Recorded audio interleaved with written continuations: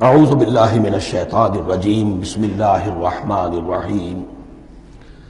اس سورہ مبارکہ کو الصلاح قرار دیا گیا ایک حدیث میں۔ اس کا جو اسلوب ہے وہ دعا کا ہے، اور دعا کے ساتھ اس کی جو مناسبت ہے، اور پھر اسی کی وجہ سے ہماری نماز کا یہ جزو لا ینفک بنا دیا گیا۔ بلکہ ایک حدیث جو میں آپ کو سناؤں گا اس میں اسی کو نماز قرار دیا گیا، الصلاح یہی ہے۔ ویسے وہ حدیث مبارک موجود ہے، من لم یقرأ بفاتحۃ الکتاب لا صلاۃ لمن لم یقرأ بفاتحۃ الکتاب، جو شخص سورہ فاتحہ کی تلاوت نہیں کرتا اس کی کوئی نماز نہیں۔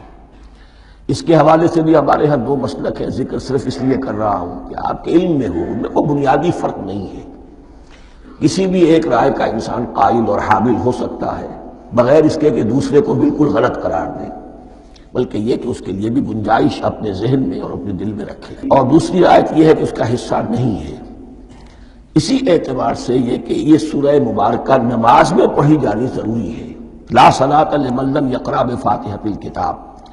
البتہ یہ اختلاف ہے، یہ بات جو میں ذکر کر رہا تھا جو ذہن سے نکل گئی، کہ آیا مقتدی جو ہے امام کے پیچھے کھڑا ہو کر جب نماز پڑھ رہا ہو تو کیا اس صورت میں بھی اس کے لیے لازم ہے کہ سورہ فاتحہ پڑھے؟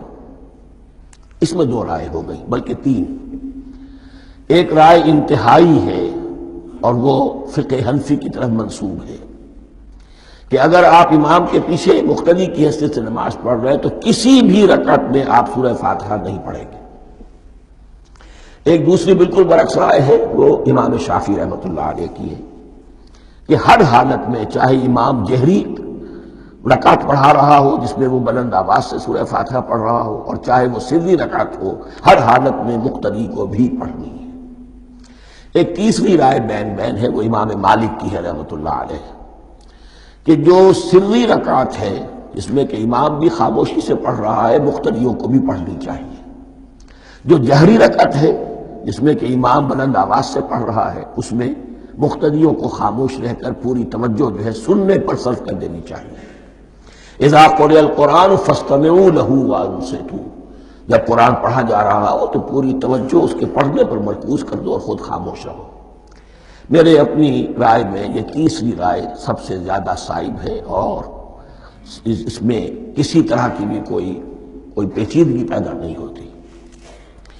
بہرحال اس سورہ مبارکہ کا جو اسلوب ہے میں نے عرض کیا دعائیہ ہے۔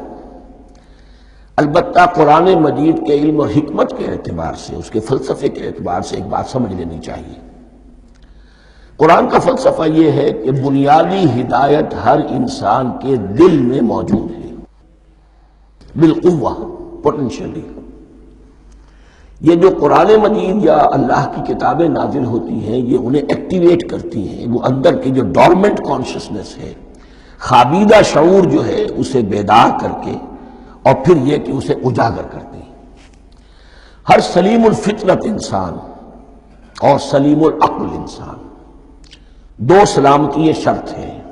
سلیم الفطرت، نیچر پرورٹڈ نہ ہو، فطرت مسخ نہ ہو گئی ہو، عقل سلیم ہو۔ ان دونوں چیزوں کا نتیجہ یہ نکلتا ہے کہ وہ انسان از خود، بغیر کسی وحی کی رہنمائی کے، بغیر کسی نبی کی تعلیم کے سے استفادہ کیے ہوئے، از خود بھی کچھ حقائق تک پہنچ جاتا ہے۔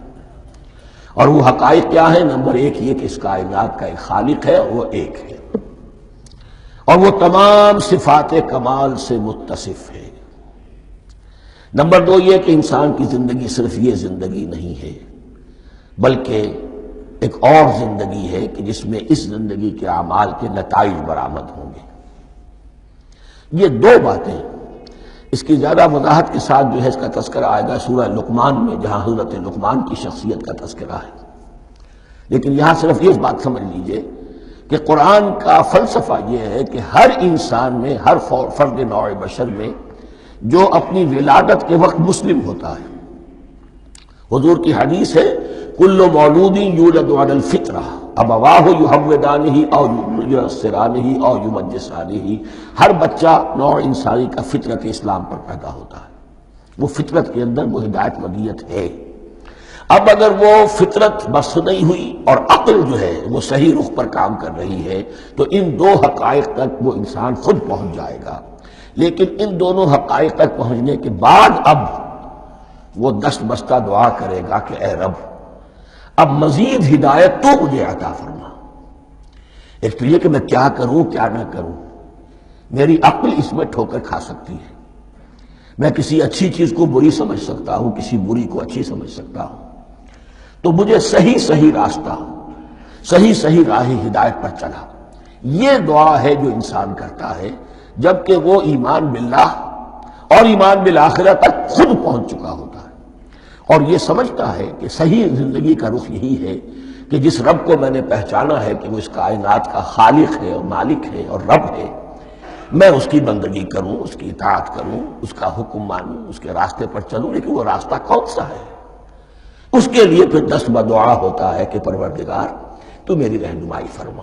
یہ مقام ہے کہ جہاں آپ سمجھ لیجئے اپنے آپ کو بھی آج اس جگہ پر تصور کرتے ہوئے پھر اس سورہ مبارکہ کو پڑھیے کہ آپ اس مقام پر اللہ کے فضل و کرم سے پہنچ چکے ہیں کہ اللہ کو آپ نے پہچان لیا اور اس کی توحید کو جان لیا، اس کی جملہ صفات کمال سے آپ واقف ہو گئے.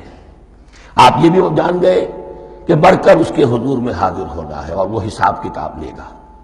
پھر آپ نے یہ عہد بھی کر لیا کہ اب زندگی گزارنی ہے اس رب کی بندگی میں، اسی کی فرما برداری میں. اب یہاں کھڑے ہو کر آپ پوچھتے ہیں کہ اللہ مجھے وہ تفصیلی ہدایت عطا فرما. ایسا نہ ہو کہ کبھی میں کسی راستے پر چلتا ہوا کسی پگڈنڈی پر مڑ جاؤں اور وہ تھوڑی سی جو ڈیوییشن ہو میرے راستے کی وہ میری عاقبت کو برباد کر دے.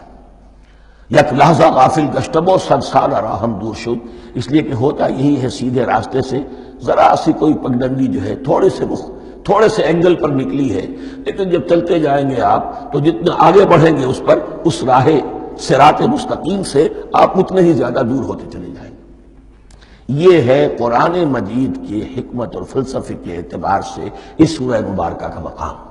صدق اللہ العظیم.